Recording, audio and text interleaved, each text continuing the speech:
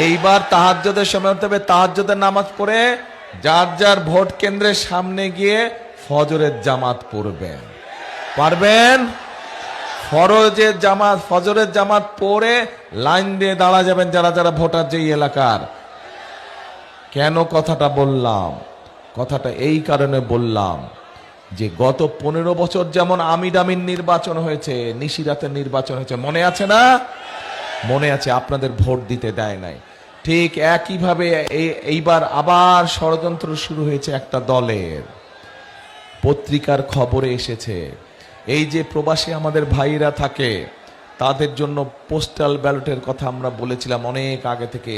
এই সরকার সেটা পূরণ করেছে, সবটা না পেলে অনেকটা করেছে। কিন্তু পত্রিকার খবরে দেখলাম যে পোস্টাল ব্যালটগুলো সরিয়ে ফেলাছে। দেখেছেন আপনারা খবরটা? খবরটাতে কাজে ষড়যন্ত্র শুরু হয়েছে। আবার কি ষড়যন্ত্র হচ্ছে? ষড়যন্ত্র বিভিন্ন মা বোনদেরকে দিয়ে, নিরীহ মা বোন যারা ভোটার, গিয়ে গিয়ে তাদের এনআইডি নাম্বার নিচ্ছে, গিয়ে গিয়ে তাদের ফোন নাম্বার নিচ্ছে, বিকাশ নাম্বার নিচ্ছে। শুনেছেন না এই খবর? কি এই খবর কে কে শুনছেন বলেন তো দেখে? ও সবাই শুনছেন? তাহলে ভাই আর বলে কি হবে, আপনারা তো জানেনই সব ঘটনা। তাহলে শেষ করে দেই? ও বলবো, আচ্ছা তাহলে বলি। এখন এই যে নিচ্ছে, এখন যারা নিচ্ছে তারা কারা জানেন?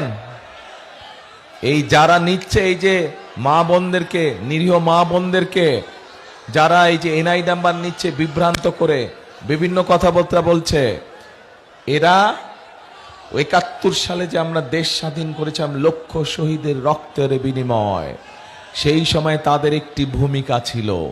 কি ভূমিকা ছিল? এই দেশের মানুষ যুদ্ধ করে রক্ত দিয়ে দেশ স্বাধীন করেছিল। কিন্তু এই যাদের কথা বললাম ষড়যন্ত্র করছে, এরা তখন দেশের বিপক্ষে অবস্থান করেছিল, দেশের স্বার্থের বিরুদ্ধে। এবং তাদের কারণে তারা দেশের মানুষের সাথে ছিল না, দেশের স্বার্থের বিরুদ্ধে ছিল, এবং তাদের কারণে এই দেশের লক্ষ লক্ষ মানুষ শহীদ হয়েছিল সেদিন। তাদের কারণে এই দেশের লক্ষ লক্ষ মা বোনের সম্মান হানি হয়েছিল সেদিন। তাদেরকে বাংলাদেশের মানুষ 50 বছর আগেই দেখে ফেলেছে যে তারা কি জিনিস, তারা কি জিনিস বাংলাদেশের মানুষ দেখে ফেলেছে। কাজে এই ষড়যন্ত্রকারীদের বিরুদ্ধে আমাদেরকে সজাগ থাকতে হবে।